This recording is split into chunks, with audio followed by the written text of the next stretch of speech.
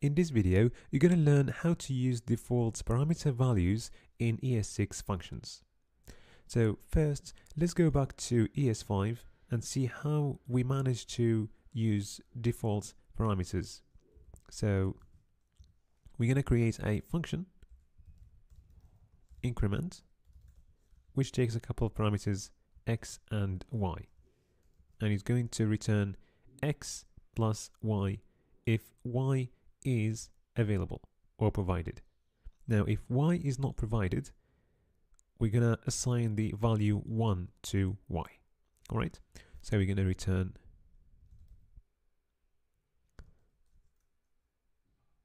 x plus y, right? But if y is not available, we're going to need to return x plus 1.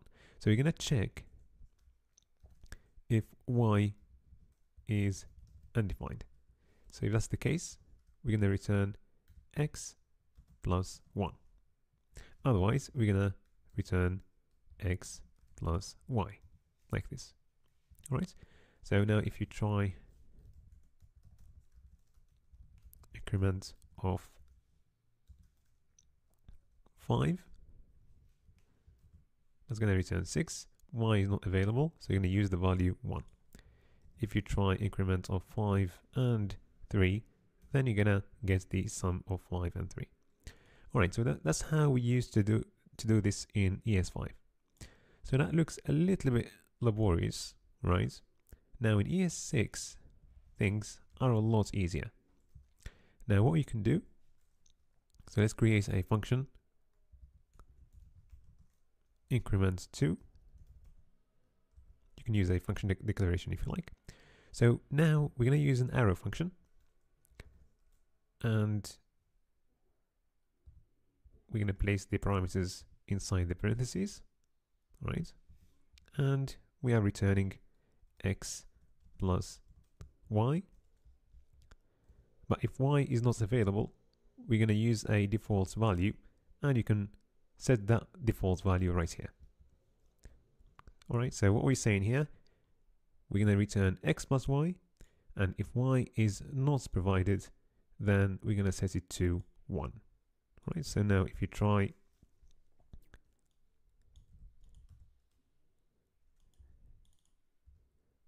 increment 2 of 5, you get 6. Increment 2 of 5 and 3, you get 8. Okay. Now, what if you use destructuring? So suppose that you've got a function, greet, which takes an array of a couple of elements, first name and last name, and we'll just log hello, first name, last name, like this. So we're using here string literals.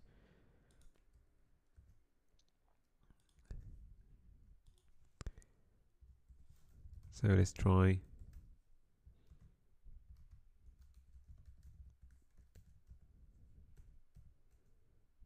greet of Bill Gates, for example, and we get hello Bill Gates. Now, what if you want to use a default value for the last name? So suppose that the last name is not provided, so we want to leave this empty.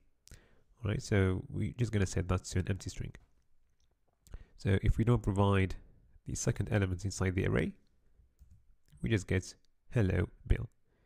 So that's very similar to what we did there, right? And this is using destructuring. Now let's make things a little bit more complicated. This time we're going to use destructuring with an object.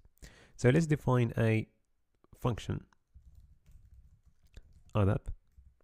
So this function will take an object, right, with the properties item and price and quantity. Right. So as you know, we can reduce this to item, price, quantity without having to specify the value each time. So let's say that this function is just gonna log something like please pay the price for the number of items. So the price or the cost is going to be price multiplied by quantity. All right. And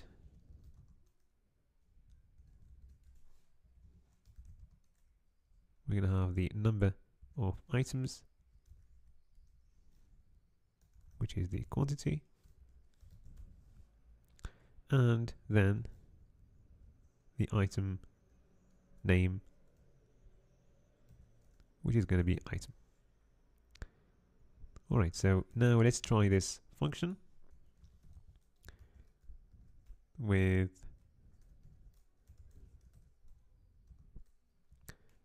bananas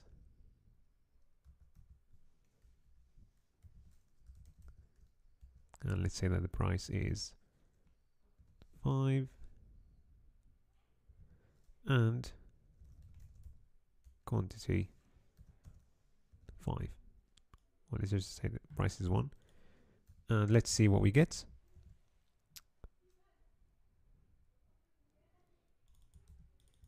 Small mistake there, so let's try again. So please pay 5 for 5 bananas, and let's just add a $1 right there so that we can see $5 instead of 5. So please pay $5 for 5 bananas. Perfect. So now we want to implement default values for this function.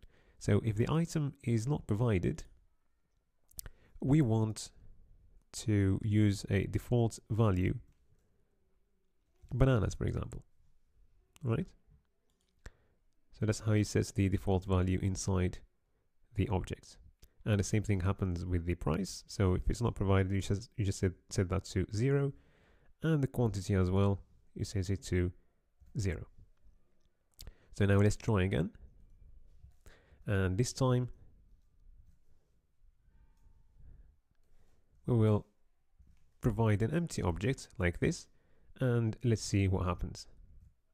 So please pay $0 for 0 bananas. So we use the default values as expected. Okay, so now what happens if we don't provide any argument inside our function? So what do you think? So let's save and see. Well, we get an error. So it's saying here, cannot destructure property item of undefined. That's because our object doesn't exist, so it's undefined, but it's still trying to find the property item of our object. So to fix this, you can set a default value for the whole object that you see in the parameter. So to do that, you set the whole object to a default value, which is going to be an empty object. So now the object is going to exist, all right, and it's not going to be undefined. So let's try now, and this time it works, and we've got our default parameters inside the object. All right.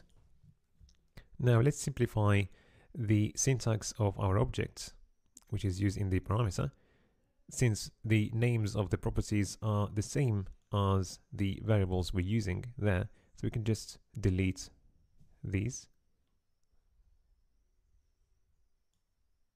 like this.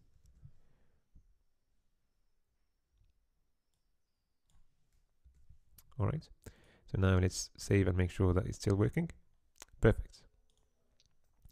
All right. So this is a very important feature in ES6 default parameters, and it's going to make your programming experience a lot easier.